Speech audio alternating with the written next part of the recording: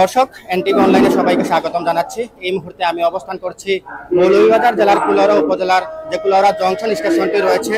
দর্শক, এই Kulaura junction station প্রাঙ্গণে আজকে এই সর্বস্তরের যাত্রীবৃন্দ, ট্রেন যাত্রীবৃন্দ তারা ৮ দফা দাবি নিয়ে এখানে মানববন্ধন করছেন। অর্থাৎ সিলেট টু ঢাকা এবং সিলেট টু কক্সবাজার লাইনে নতুন দুটি স্পেশাল ট্রেন চালু করা এবং রেল লাইন সংস্কার ও আসন বৃদ্ধি সহ ৮টি দাবি নিয়ে তারা এখানে আজকে মানববন্ধন করছেন। এই মানববন্ধনে কুলাউড়া উপজেলার যে সামাজিক, রাজনৈতিক, ব্যবসায়িক, সাংবাদিক নেতৃবৃন্দ সকলেই কিন্তু উপস্থিত হয়েছেন এবং নানান শ্রেণী পেশার মানুষও তারা এই মানববন্ধনে অংশগ্রহণ করেছেন।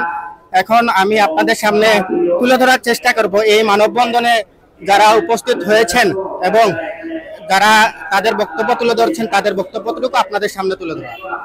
রেলের টিকিট 10 দিন আগে অনলাইনও দেয়, তো অনলাইনও দেওয়ার 10 মিনিটের মাঝে নাই।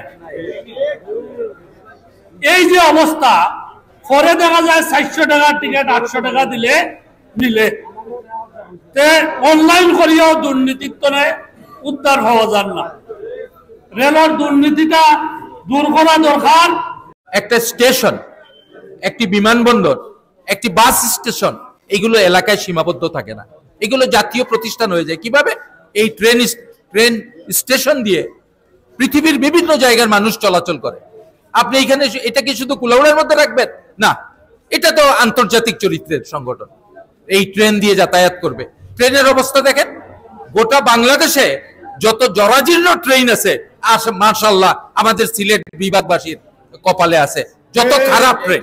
৮ দফা দাবিতে এখানে মানববন্ধন হচ্ছে।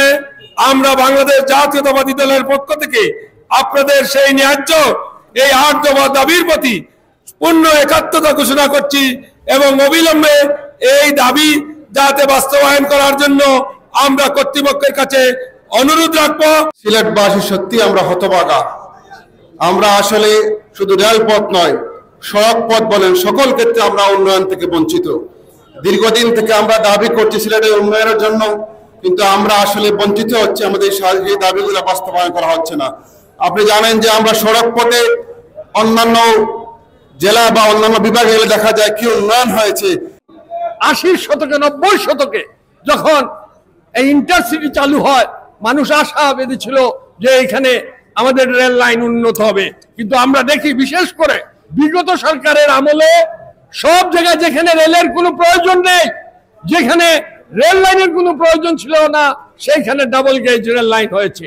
কিন্তু সিলেট বিভাগের সেই ব্রিটিশ আমল থেকে রেল লাইন ছিল, এই রেল লাইনের দিন দিন অবনতি ঘটেছে। যারা রাজশাহী গিয়েছেন, যারা চট্টগ্রাম গিয়েছেন, তাদের দেখবেন রেল লাইনের কি অবস্থা। আমাদের ওই দিকের যে বগিগুলা খারাপ, যেগুলা ওইগুলা দিয়ে চলে না, ওই বগিগুলা আমাদের এদিকে দেওয়া যায়। আজকে এখানে সাবেক এমপি এবং অ্যাডভোকেট আবেদ রাজার সহ উনাদের দৃষ্টি আকর্ষণ করব, যারা আজকে উদ্যোগ নিয়েছে তাদের নিয়ে আপনারা কিভাবে কাজ করবে। আজকে ৮ দফা দাবি নিয়ে আজকে যে আমরা এই স্টেশন প্রান্তরে দাঁড়িয়েছি, আমি সবার কাছে এই দাবির সাথে একাত্মতা পোষণ করছি সবার সাথে। এখানে সিনিয়র বক্তারা রয়েছেন, ওনারা বক্তব্য দেবেন। আসলে দাবি আদায় আমরা জানি। আমি বলতে চাই, এখানে যারা সাংবাদিক রয়েছেন, গণমাধ্যম কর্মীরা রয়েছেন, আমাদের শ্রদ্ধেয় বড় ভাইরা রয়েছেন, তাদের লিখনের মাধ্যমে সারা বাংলাদেশে তথা এই সরকারের প্রধান উপদেষ্টা মহোদয়ের কাছে আমাদের এই আন্দোলনটুকু, এই মানববন্ধনটুকু যাতে পৌঁছে যায়।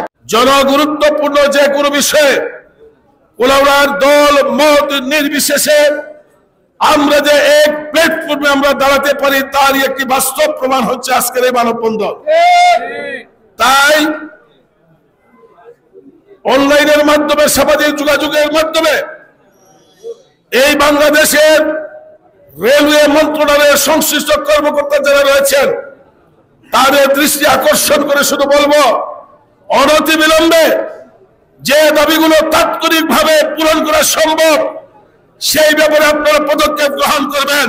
আমাদের পরবর্তী কর্মসূচি হচ্ছে আগামী 11 আগস্ট সোমবার রেল উপদেষ্টা, রেল সচিব, রেলের ঊর্ধ্বতন কর্তৃপক্ষ এবং প্রশাসনের বিভিন্ন দপ্তরে আমরা স্মারকলিপি পেশ করব এবং 12 আগস্ট হতে 15 আগস্ট পর্যন্ত সিলেট বিভাগের বিভিন্ন স্টেশনে সংশ্লিষ্ট উপজেলার নেতৃবৃন্দ সহ মত বিনিময় এবং প্রচারপত্র বিতরণ করব। আমরা আশা করি আপনারা যারা আছেন আমাদেরকে সহযোগিতা করবেন এইসব কর্মসূচি পালনে।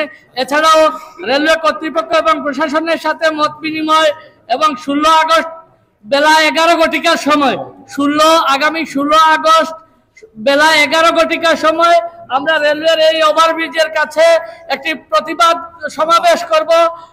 এই প্রতিবাদ সমাবেশ থেকে আমাদের পরবর্তী কর্মসূচি আমরা ঘোষণা করব। আমাদের এই কর্মসূচি চলবে আপনাদের সহযোগিতা এবং প্রত্যাশায়। আমরা দাবি আদায় না করা পর্যন্ত আমরা এই কর্মসূচি থেমে যাব না, কর্মসূচি নিয়ে এগিয়ে যাব এবং গোটা সিলেট বিভাগে এই আন্দোলনকে ছড়িয়ে দিতে চাই।